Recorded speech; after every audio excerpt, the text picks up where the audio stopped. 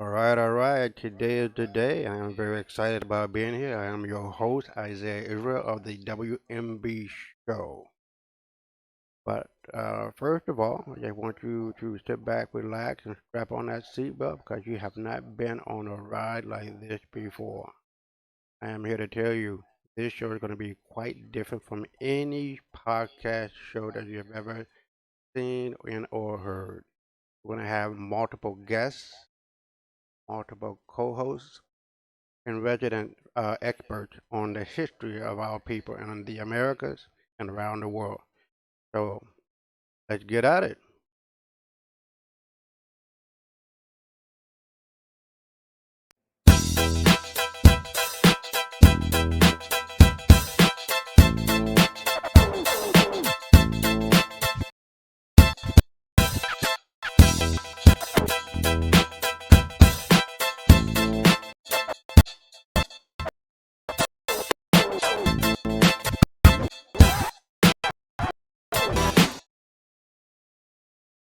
Well, there's a little bit of buffering there, but we're going to get through all of that. I'm still learning this particular program that we have to do the podcast.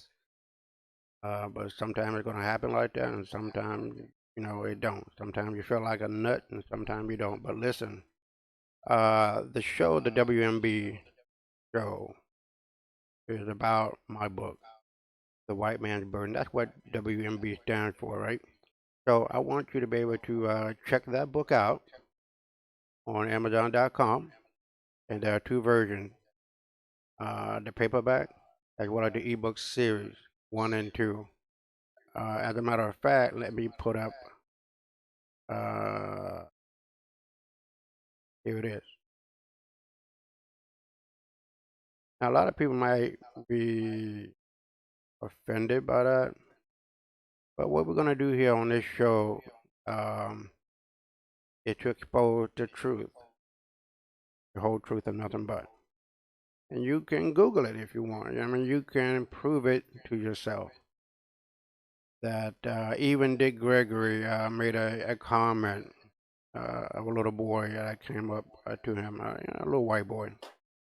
And his mother said, well, black people have tails. They grow tails.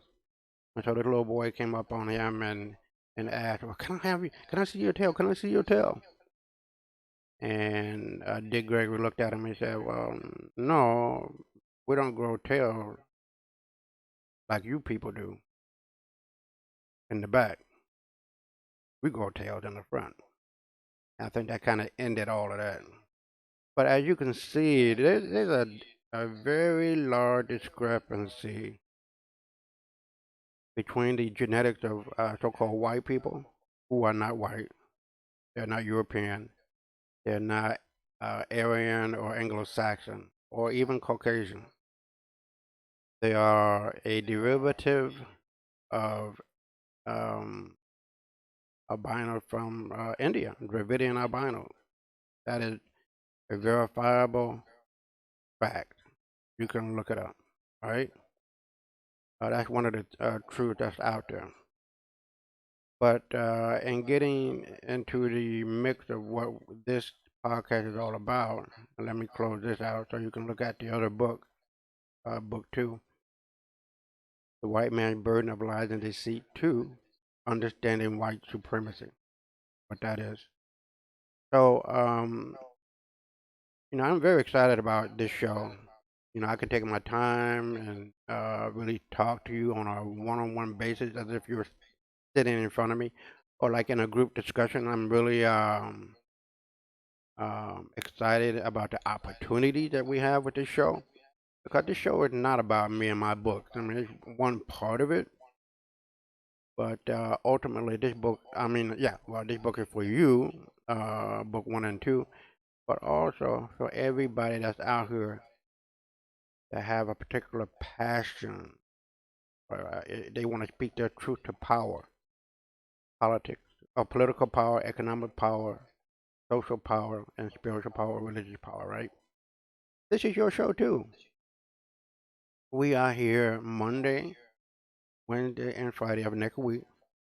And as a matter of fact, I'm going to post this on our Facebook page, Aaron Israel, and you'll be able to see it there for all of my Facebook friends. But also, it will appear on our YouTube channel, the WMB Show. So make sure you go out there and you check it out. And as a matter of fact, let me. Yeah, there it is. You can. Oh, wait. That is not correct. It should be blog dot blog. So the white man burden dot blog. So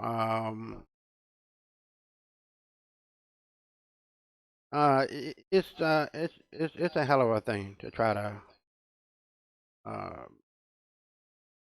stand on truth, because a lot of people have been misled, miseducated, misinformed, and especially white people in America. I mean, this is what this show is about: exposing race at its most ugliest. Not only in terms of the videos, but pictures. I'm a big picture fan, right? So I believe in pictures. They are worth 1,000 words. I can describe a particular situation and or person, but a picture has a way of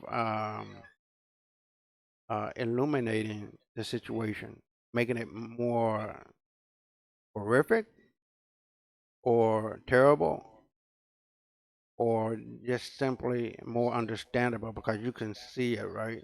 I can tell you about a person bleeding, but if you see it, it just it touches you more, right? So that's what this show is about. We want to be able to touch you. We want you to be able to feel the situation. We want you to be able to hear the situation, and also to be able to have that deeper human uh, uh, feeling that people have. And I believe in humanity. This is what it's all about. People just don't wake up in the morning hating people. But with that being said, and this show is about race, Group A, white people, just didn't wake up hating Group B, black people, for nothing. Group B had to do something. And that's what this book is about. Black people are not the most holiest of holy people. And I've seen that secondhand. Idi Amin killing tens of thousands of people. You can go on down the list. The Chinese dictator Mao killed millions of people, right? And then the Japanese Empire came into China and killed millions of people. So, you have to really question things. You just can't go on and on and on and on and believe in what you want to believe. It has always been my thing about investigating things, questioning things, and putting everything on the table, right? And then taking what doesn't make any sense off that table, and what is left must be true. Period. Uh, for the people who know me on my Facebook page, Isaiah Israel, which I'm going to be back because I am now in Facebook jail again. I don't know how many times I've been there. I will be back, I think, on the 14th. But right now, you can find me on Aaron Israel. I'm trying to put as many people on that particular page as possible from my Isaiah Israel page, right? So, and looking at the greater picture and getting back to the A and B comparison, white people, as we know them today, were being horrifically hurt, murdered, with their skin being taken off their backs to make door panels and purses and shoes. Hell, even King James, who was a black man who founded the 13 colonies that became the 13 states, produced his Bible from the skin of white people, as we knew them then. They were called Christians or Albion, amongst other words. Right? But in today's society, I think we have reached an empire.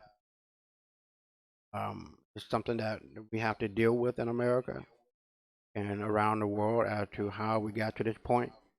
And I'm going to give a little bit of a history today about what happened and a cursory overview of my two books. But we're going to get into the two books on Wednesday.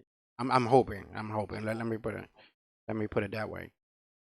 Um, but as the show progresses, you're going to get a very good feel of the history because it really gets into the time, the dates, and the people who did what.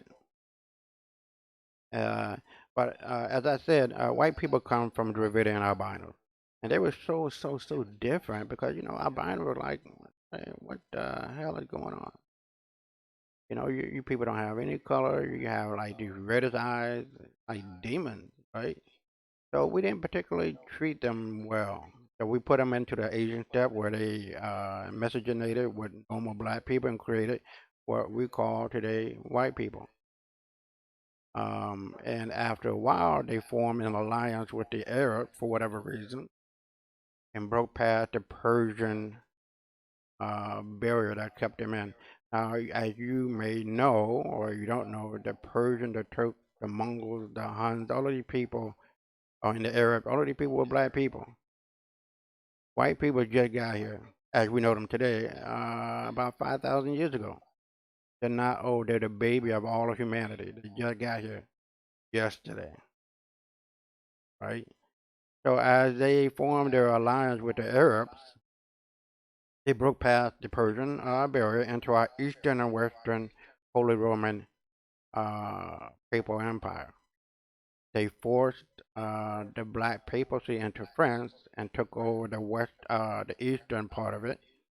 And later on, you get into the French Revolution, the 100 Year War, 30 Year War, and all these wars were wars against the black elite.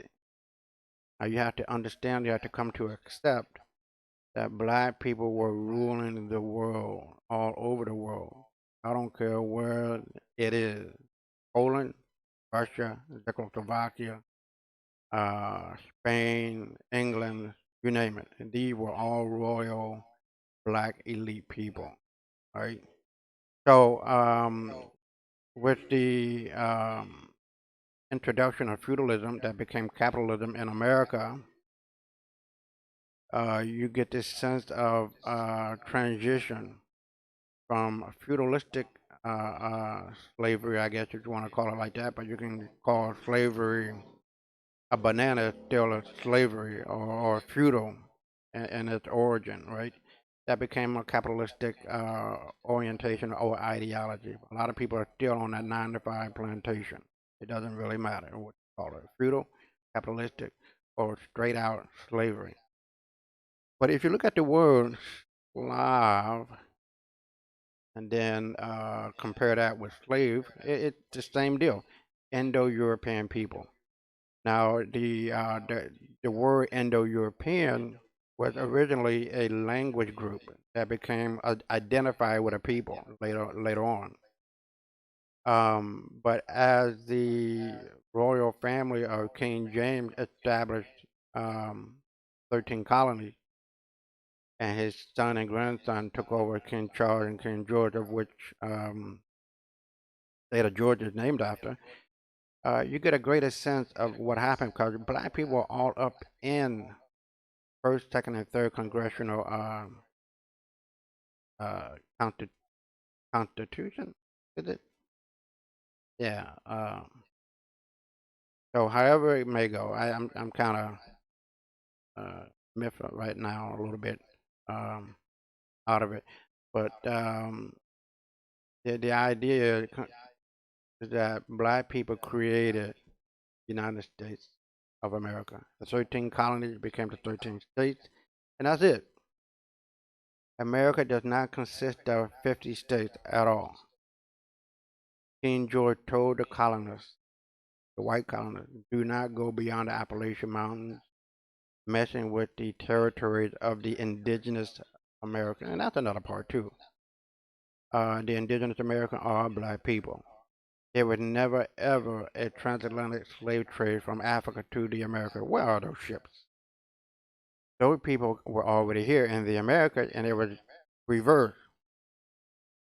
And we're going to get into that as well because the overwhelming blood type, which I have, is the O type. There's hardly any O type blood in Africa at all. And if you find some, it's because those so called Native American or indigenous people who were later termed black or Negro or African American. And that's another thing. African American, the use of that term started in the 1700s. So we're going to talk about that as well. So as the transatlantic slave trade took place in reverse from the America to Africa, you find old blood in Africa. But if you go further west, like Hawaii, uh, you find that particular black nation, that royal black family, was hoodwinked out of their territory. They have never given the United States the permission to take it over, to add it to their union, or anything of that nature. In fact, Bill Clinton did an apology and stated the error on the part of America and how literally we took a gun and put it to the Queen's head and said, hey, if you don't go along with this, we're going to kill you. And I think if I'm pronouncing her name correctly, Queen Kali Kolani, yeah, I forget. But you can Google that as well.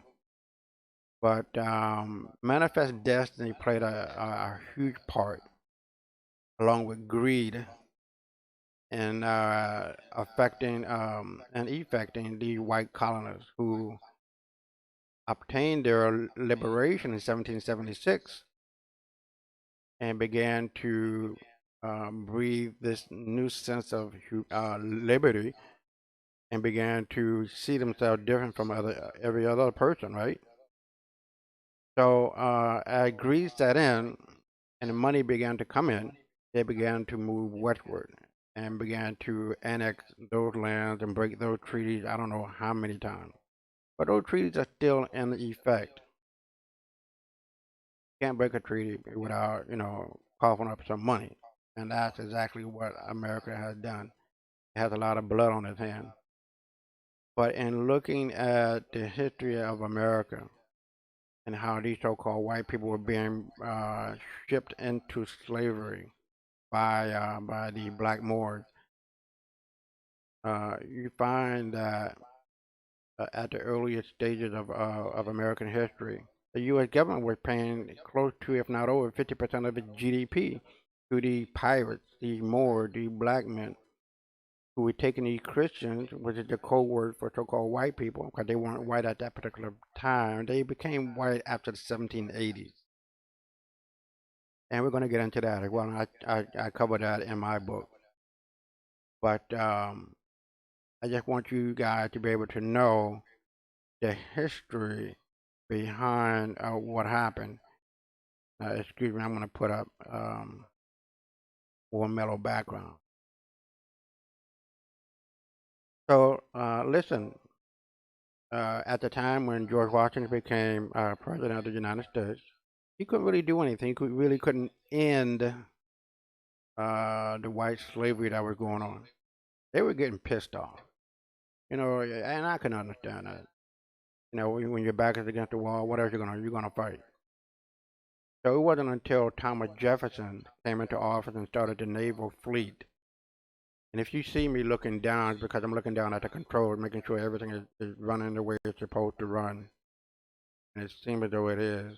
Um, so I'm the only one at the controls. But getting back to Thomas Jefferson, he started the naval fleet, and eventually went to war with the pirates over these Moors, known as the Tripolitan War, to end white slavery. Real talk. That's some real information that you guys can Google. So, when the United States heard, or these so-called white people heard about what was going on with their people throughout the world, as these black people were taking them into slavery, they heard and they had witnesses um, of these white people coming back saying, "Well, we were on the auction block." And they were feeling us, our musculature, our they were looking inside of our mouths and checking our teeth. That doesn't sound kind of odd, and doesn't sound kind of familiar, because if you look at Roots, they made sure that I mean, that was the biggest scene that I can remember from the movie. How downgrading and humiliating that is. And so what people are doing to us today is nothing but a revenge trip. That's it. You can get into the biblical prophecies and all that stuff, and we can deal with that as well. So there is some validity of that as well, because what goes around comes around.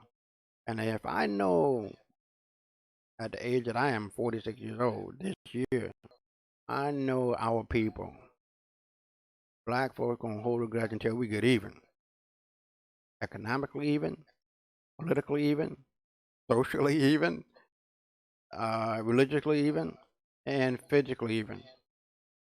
So that's what matter of fact, that's what Gaddafi was talking about. If you kill me, you will be opening the floodgates of hell onto your ass. Period. They didn't listen. They didn't want to listen, and now look at them. All of Europe is going to be a Muslim state in the next 15, 20 years. That's it. It's over with. It's been over with. And white folks are running scared, literally scared. And I can understand that. I mean, you can't keep lying, conniving, being deceitful. And even so, with all of that being said, the pride in white folks' eyes and being white is killing them. The hate is killing them. You can't go around hating people all days of your life, seeing them struggling, knowing your ass done cheated your way to the top with laws that are beneficial to you, federal, state, and local law, and are not beneficial for everybody. And the reason being is that white people know they cannot compete with black people. Period. Can't. When you try to lock us out of baseball, basketball, and football, eventually we got in and we took it over. It's just what we do. It's just our natural flow. So, in looking at the greater picture and making sure that I try to hit these bullet points, I want you to be able to understand and connect the dots of history. I mean, you can't just be out here pussyfooting around, shifting from side to side, foot to foot, and saying everybody's the same. Everybody's not the same. Some people are just purely assholes, and some people just pure angelic. And you just can't deny that. So if we can just get past the racial aspect of it and look at the real deal, because white folks have really screwed up humanity. You have. And the only way you're going to get back to that if you get back into your rightful place in history, the Johnny come latelys of history. You just got here. You're a baby, like our ancestors said to you a long time ago. And, I don't know how this might sound, but, if white folk can just come back to the table of humanity, which I don't think you will, because you have painted yourself into this corner of whiteness, that if you can just come back to the table, sit your asses down and behave and admit the truth and give back everything you done took, and you might have a chance to stay alive. You know what I mean? I mean, literally alive because you are dying. You're not only killing yourselves by your own hand, white on white crime, which is a heck of a lot worse than black on black crime. There is absolutely no accountability with you guys. None at all. And we're going to prove that on this show. All right. So, getting to the most current of times, 2019. Through the 80s and 90s, we dealt with crack. Gary Webb exposed the government in dropping off guns and drugs into the black community and causing a rift within the black family structure, as well as feminism, played a part in that. We're going to get into that as well, because the black woman never had a problem with the black man if the white woman with her man. But the black woman fell for that. I don't know. I don't know if I can blame her or blame the system or whatever. But if that's the game, that's the game. You know what I mean? You fell for it. But ultimately, um, there were more white people in jail before 1965 than black people, like an overwhelming 90%. That can be verified.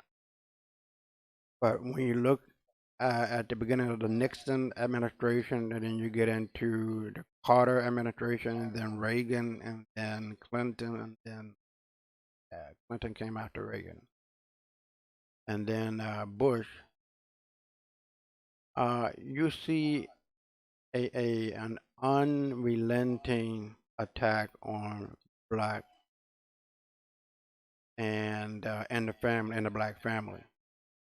But we came through that and we survived it, and we're going to overcome it. We're going to take over this world as we have done so many times before, and bring it back to the middle of the table, the middle of the gradient, the middle of civility. Because to be honest with you, I don't believe these so-called white people, after civilizing them twice, they still don't know what it means to be civil. What I mean, they couldn't make a shoe, let alone a window for a house. We taught them how to be uh, civilized, and to me, that was a waste of time. Just like integration is a waste of fucking time. I don't believe in it, and I take the position: um, segregation today, segregation tomorrow, segregation forever. It sounds like Bull Connor, but for real, for real, black people need to separate within our own country and maintain ourselves as we were and as we did in all of these so-called black Wall Street communities that were a lot richer than the white community. And out of jealousy, they did a lot of terrorist raids and attacks and killings. Cover that as well. So all of those lands need to be given back to their rightful owners. So you know what? At the end of the day, white people need to listen, learn, and look in the mirror and deal with the fantasy in which you guys are living. Because it's just utterly ridiculous as to how you guys see yourself today.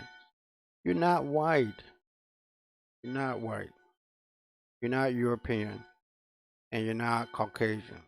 So we're going to get into those terms as well as to how they originate and where they come from, and who those descriptions are about. And those descriptive terms describe black people only.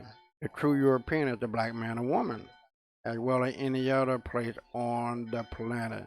We are indigenous to this world. And one of the most horrific things that I came about or read was the extinction, not the survival of one or two, the complete extinction of the Tasmanian people. They don't exist anymore. White folk killed them off the planet. Damn shame. The last man to survive that was killed. His testicle sac was cut off, emptied out, dried, and used as a tobacco pouch. Can you believe that shit? That, that is just inhumane, not humane. So we're gonna cover all of this stuff because white folk need to gather themselves up, admit the truth, and come to the realization that they are a pure killing machine. Now I know black folk don't kill, did some really dirty shit, but you know what? We don't do this shit.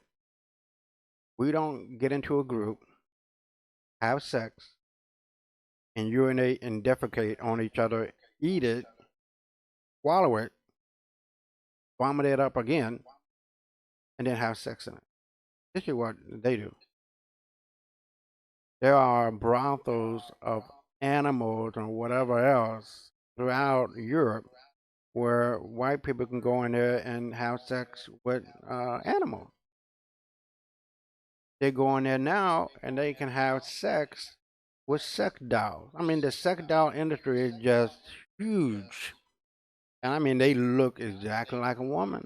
I guess they feel like a woman or whatever, but it's a freaking doll, silicone, made out of silicone. And recently, there was a brothel that opened in California where you can have sex with sex dolls. And the sickness of this is what I don't understand. That these people want to have a baby with a sex doll. How in the fuck do you have a baby with a sex doll? I don't get that. This is a mental illness, and so I am hoping that when all is said and done, that I can get some of these people on this show, especially this guy. I mean, you gotta hold on. Let me. If I can get him up here. I'm the only one on the control. So hold on. Let me get rid of his background here. Okay. And so this guy's name is Colin Flaherty, and he wrote a book called White Girls Bleed a Lot. It comes from a video that he saw of a black girl beating the shit out of this white girl, and obviously won. And at the end of that fight, he made the comment, "Wow, white girls bleed a lot." So his name is Colin Flaherty. You can go to his YouTube channel and look up that book um, called White Girl Bleed a Lot. And I'm going to post it here as well. And tell his knucklehead ass to come on to my show. Do you know what he said? He said that black folks, our people, are the nastiest, most violent people on the face of this planet. Ain't that a bitch? Tell this motherfucker, and excuse my friend, because I get incensed when these troglodyte motherfuckers come on here and talk all this shit without the facts, without being even-handed. And I'm just disgusted by this guy. And there he is again. Get in contact with him if you can on YouTube or Facebook, and tell him to come on to the WMB show. But I got a role to fit for his wannabe white ass. I'm gonna talk about him. I'm gonna read him. I'm gonna rewrite him with the facts. And this is his book, White Girl Bleed a Lot. So right now, I am going to I think that I have covered pretty much everything in a cursory kind of briefing. That I'm going to show you the power of this particular TV production program that I have. So Let me start out with the text.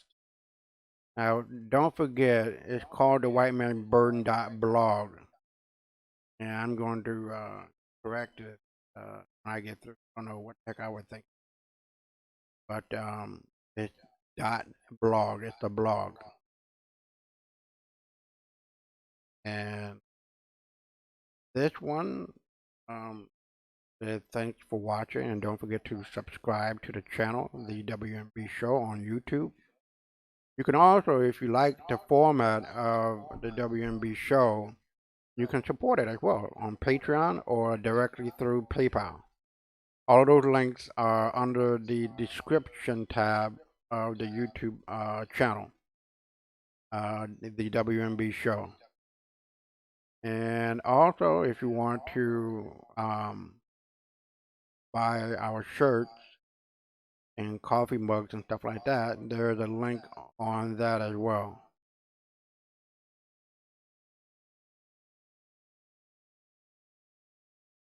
Now, with this particular program, I can add different background. As you can see, if I move on,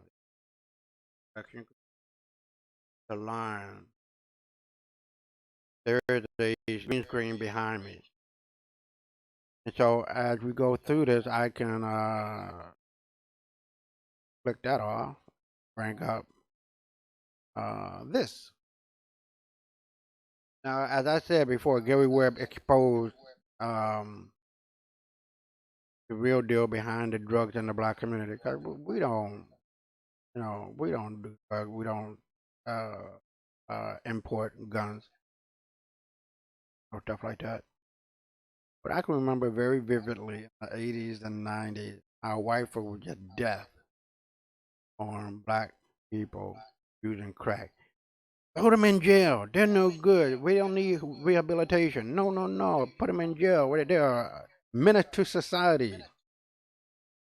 Fuck you. I'm just being honest.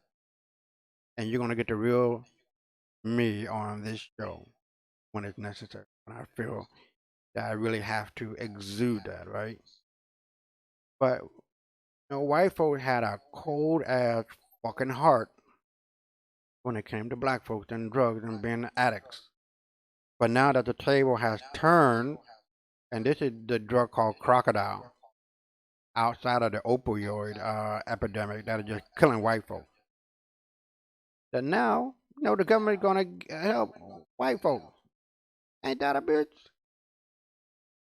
Get the fuck out of here. Why didn't you help black people? We're American too. They went through whatever they had to go through. But now it's white folks. Oh no, we gotta have a more smooth hand, more gentle hand, because they're white. Throw their fucking asses in jail and throw away the kid. Just like y'all deal with black folks. But this shit is raw. And look at that. And these people are walking around like little zombies.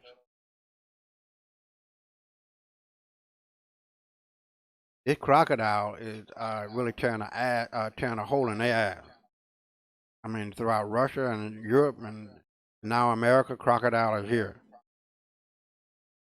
Now, I don't know if this woman was a prostitute. She waiting on her customer. Whoever laying up on that, they need to get their mind checked. And this is the outcome of using crocodile. Walking around like zombies.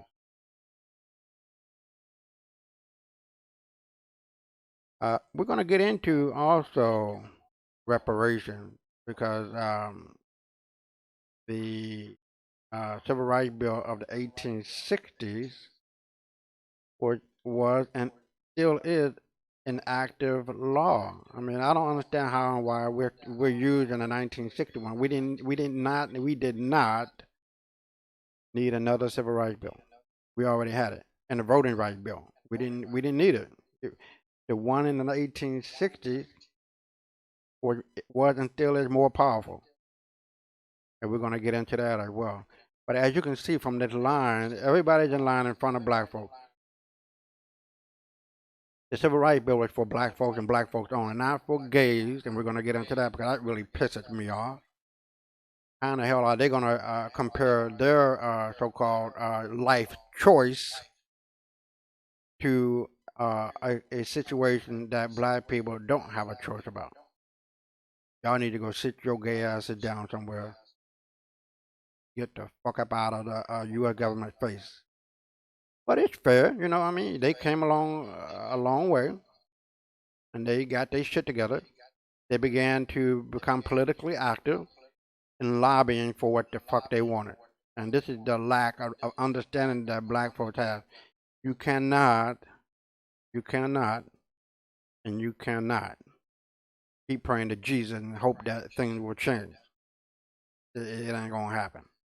We need to have political lobbies in place, political action committees in place, and putting our money where it will do the most damage in terms of getting the attention of these politicians. Because politics and money go hand in hand. And then when you have politics and money in your pocket, you can effect a social change, right? So if I can remember correctly, Ida B. Wells said it best. Let the African American depend on no party but on himself. Let him put money in his pocket. But when you have money and plenty of it, parties and races will come to you. That's very true. I don't. I mean, she said that over 100 years ago, if I'm counting correctly. People will give a poor person a certain amount of respect, but after that, no, nothing. You don't get anything. So we have to look at being not only successful individually, but group wise as well.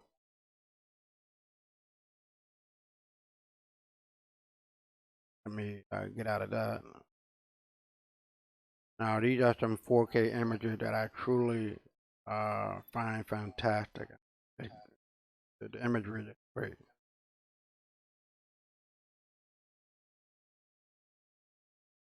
That's a killer clown, I guess. I don't know. I found it kind of cool. And a lot of people know about this, that Betty Boop. But I don't think it's well known that a black woman created Betty Boop. And like always, white folks steal our shit and whiteness. I mean, even if you look at the Tsar Peter the Great out of Russia, you, you would think if you sitting up here listening to white folks that he was white, he was black. We're gonna get into that as well. Now this one, I'm just gonna be.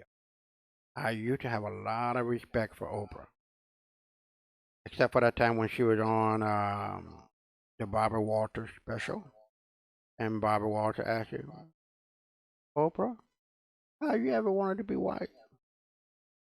That skinny, fat, spoon ass bitch said, yes, Barbara, I wanted to be white. Don't believe me? Check out Paul Mooney, and he'll tell you. But what she did with Michael Jackson after he was cleared by the FBI and believing this funky ass dude who said he was raped and whatever else by Michael Jackson, and eventually she took down her Twitter comments or whatever comments. Jackson Estate need to sue her ass for everything she got. She needs to lose everything. God damn. Oprah, don't you do any kind of research? You just go along to get along with white supremacy for rating? I explain this shit. I don't get it. But until you can explain it, look at that hand of Michael Jackson and fuck you. Spoon ass bitch. Get the fuck on. This is my animal. Not because of the Panther movie, but I just love this animal. It's just a beautiful, beautiful animal. regal, royal, beyond beautiful.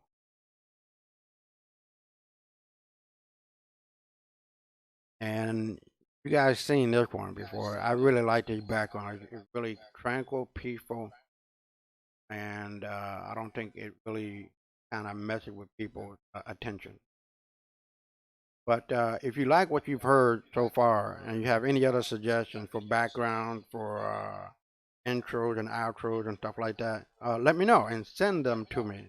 All of my information is on the YouTube page, the WMB show, and don't forget to subscribe to that. And also, just whatever suggestion that you have, I'm more than willing to listen to them and to make the changes to make this show to be what I envision it uh, to be. So we are at the 45-minute mark, and come tomorrow we're going to be streaming live on YouTube. So I'm hoping that everything that I got here is up and running, and we're not going to have any glitches, and it's going to be on and popping come tomorrow.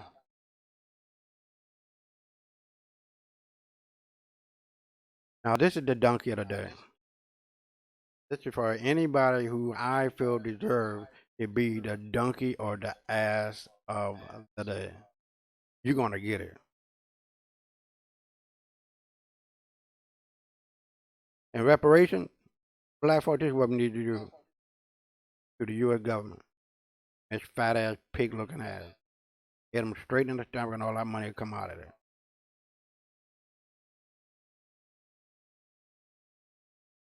Uh, and the peacocks. And that's a beautiful. Well, this is another picture of that majestic animal.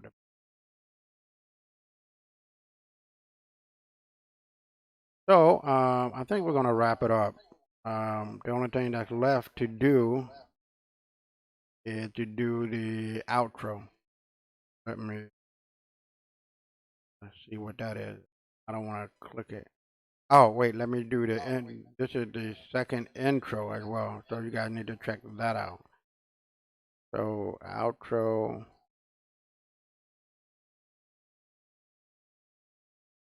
Oh, here it is.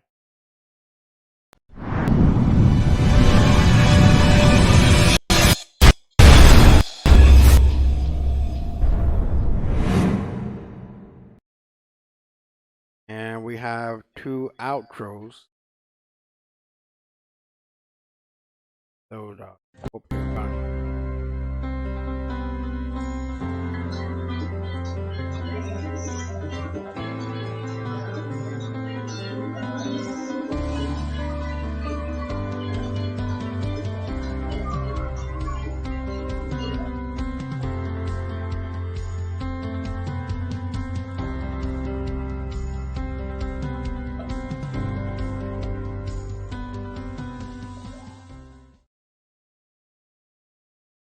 Hold on for a second.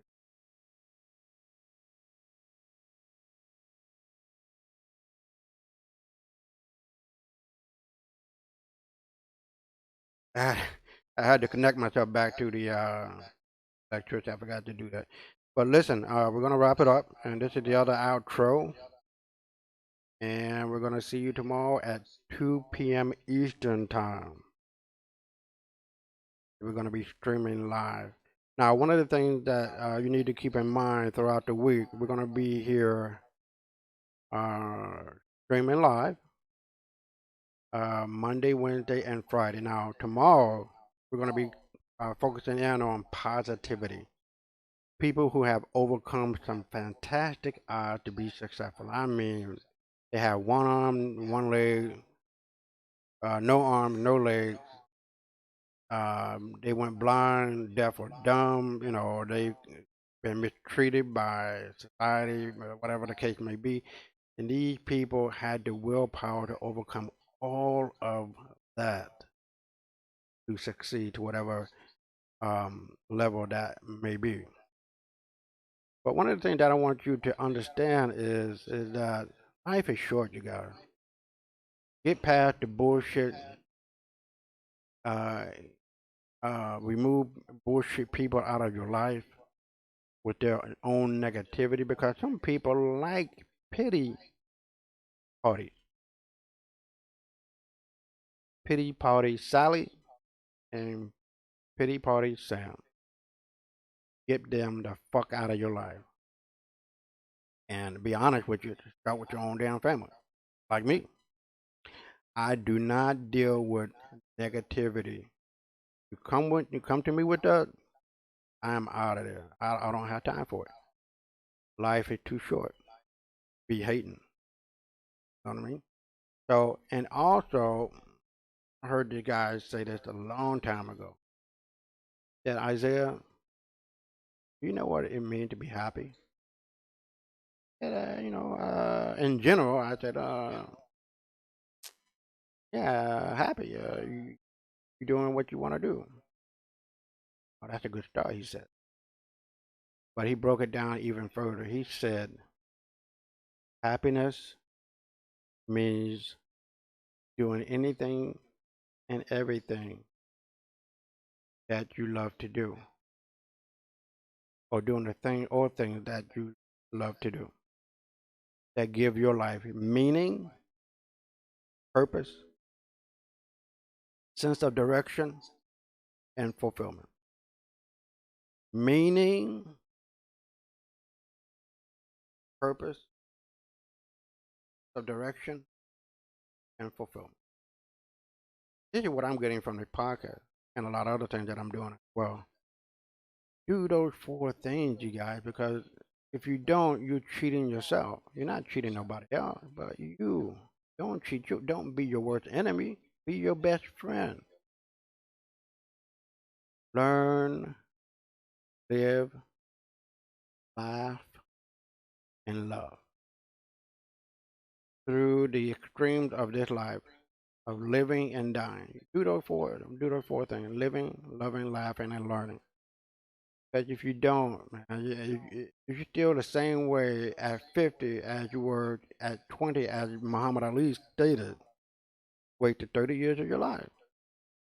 Fight for what you want. And to be honest with you, have faith in you. Just think about it for a minute. The people who, or the person who taught you how to ride a bike or tie your shoes, you didn't know anything. And they planted that seed of belief in you, right?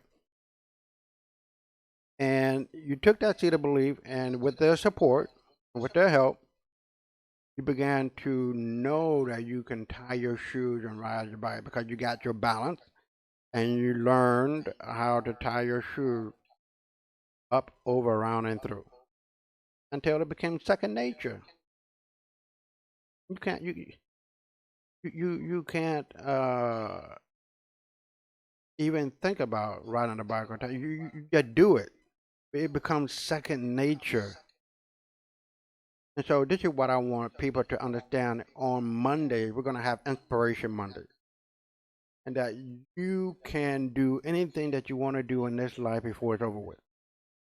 You can make an impact that is within your family, on your block where you live, in your community, in your city, state, nation, and world. Depending on how big of an impact you want to make. And so, Inspiration Mondays means a lot to me because we'll be able to see the best of humanity at work to overcome anything and everything besides what they have gone through, whether it's a racial thing, whether it's a family thing, whether it's rape, uh, a whole gang of things. So we're gonna take that time to put those stories together, and we're gonna really get into the meat and heart and soul of humanity because I truly believe in humanity to overcome it all, the will to do it.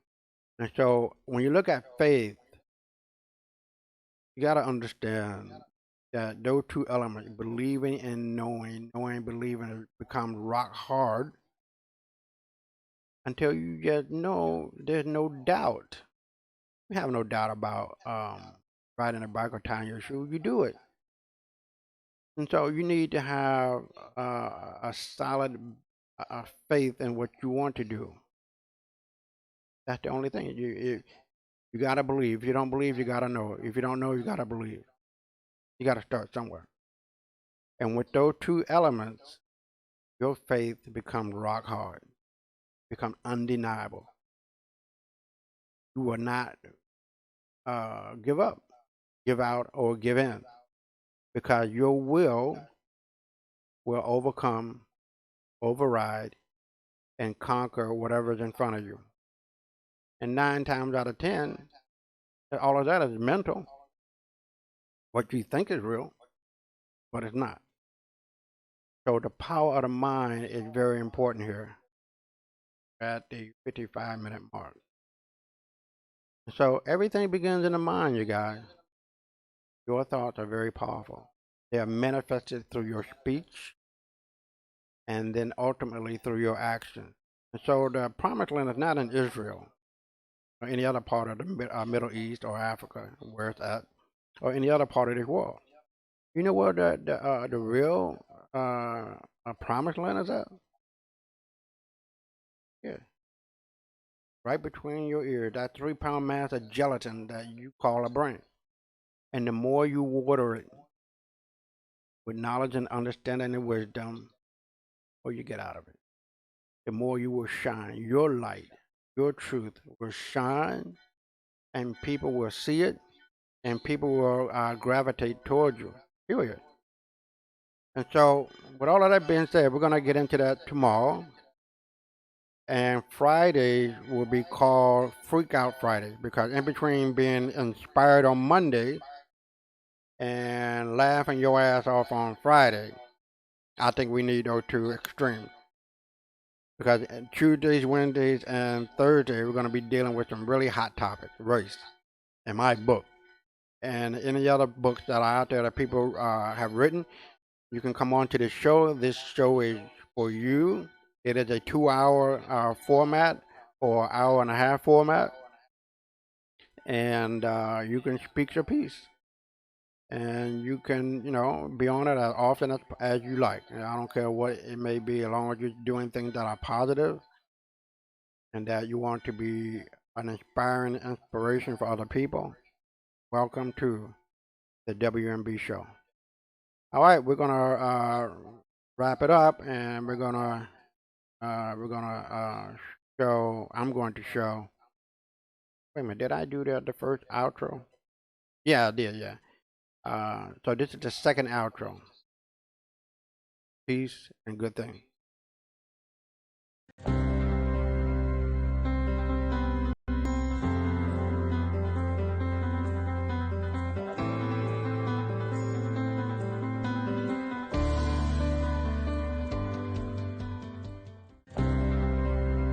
I'm gonna run that again, and I'm going to keep myself out of here. I'm gonna let you guys see it. It might run again. I'm gonna run it again. I want you guys to see it. Go to read it.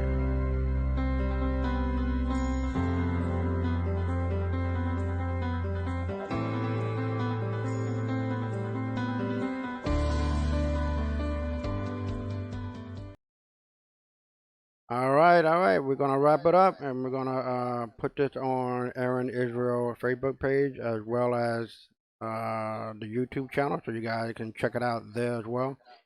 And we'll see you tomorrow promptly at 2 p.m. Eastern Time. Peace and stay black.